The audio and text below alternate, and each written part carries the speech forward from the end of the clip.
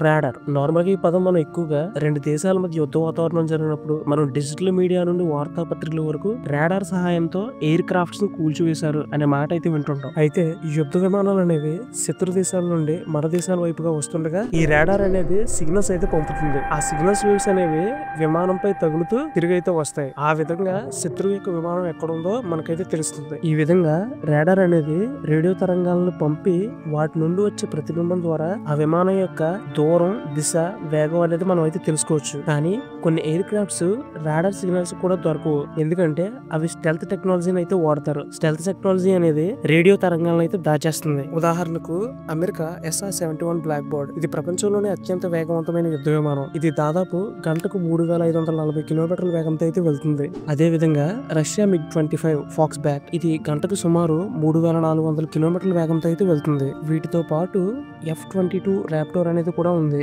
కాకపోతే ఇది కొద్దిగా ఓల్డ్ వెర్షన్. బట్ ఇది కూడా రాడార్ కి దాదాపు కనిపించదు.